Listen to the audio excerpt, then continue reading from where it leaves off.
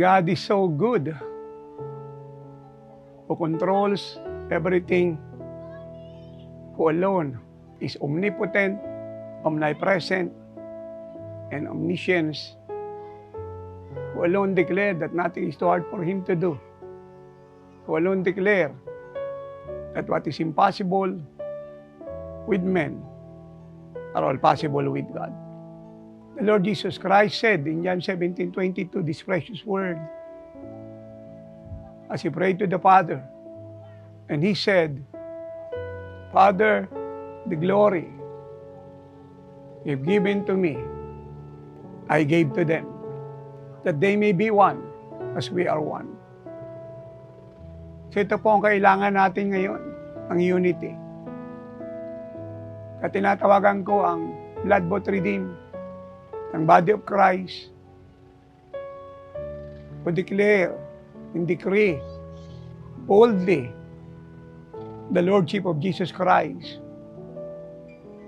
na tayo po'y magkaisa. Ano man po ang ating denomination, movement at coalition, inaaniban fellowship na kinalalagyan. It's time na tayo po'y magkaisa. Ang end-time biblical body of Christ, whom the Father disdained to be like our Lord Jesus Christ. Magkaisa po tayo na palagi ipanalangin ang ating bansa, ang ating mahal na Pangulo, ang kanyang gabinete, ang bawat ahensya ng gobyerno, ang mga kongresman, ang mga senador, ang nanunungkulan sa ating pamahalaan, ang nanunungkulan sa bawat probinsya, bayan, barangay, mula sa gobernador, pababa sa kanyang nasasakupan,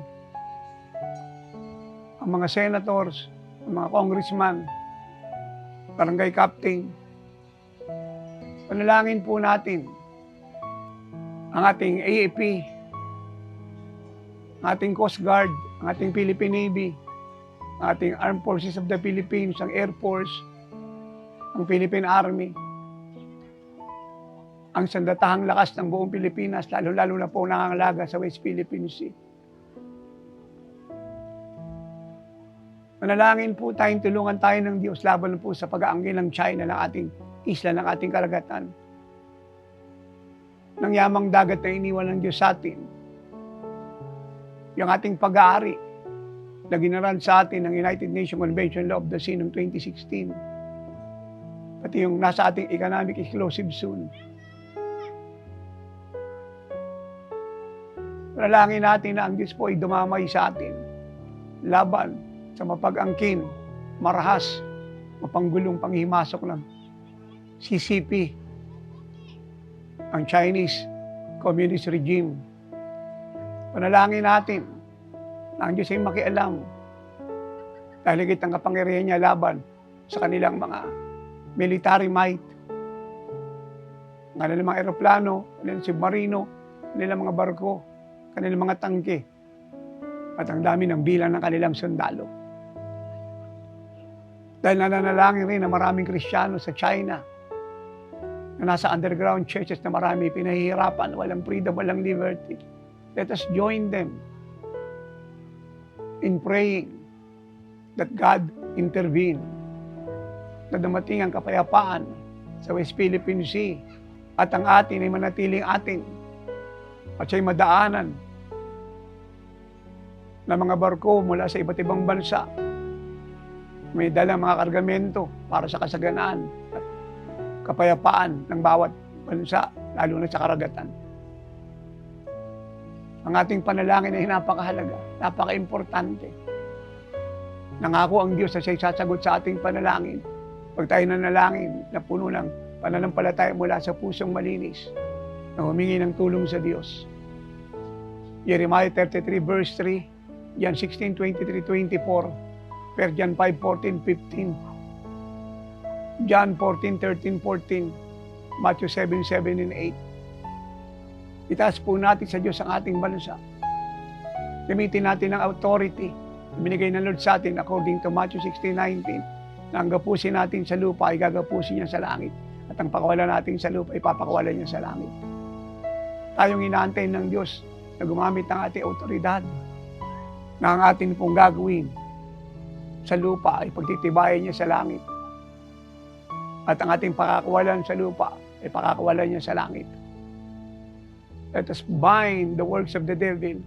Let us slay the dragon.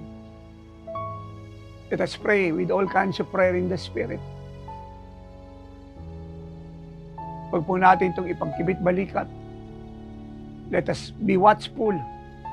Let us be alert. Let us be vigilant, always praying, devoting ourselves in prayer. For prayer is the key. Kagaya ng mga prophets, mga apostles, sa Old and New Testament, walang tigil ng humingi ng tulong sa Diyos. Nananalangit, gumagamit ng kanilang autoridad, at lahat ng ito'y tinugon ng Diyos. Inimay natin ng Diyos sa kanyang propesya at pangako sa ating bansa.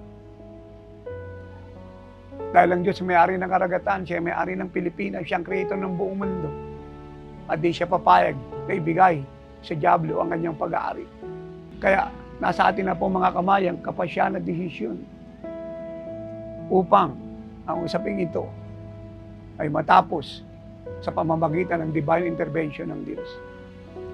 Maraming salamat ang minamahal sa bawat isa na nasa fivefold. From the apostles, prophets, evangelists, pastors, teachers, elders, deacons, and the congregation, the body of Christ, sa inyo pong pagtugon sa panawagang ito ng Diyos sa bibig ng kanyang lingkod. Sumayin niyo ang espiritu ng pananalangin, ang kabigatang kasama ng katapangan, at pabuhay kayong ginagamit ang inyong kapangyarihan para sa kaganapan ng mga pangakong propesya niya sa ating bansa.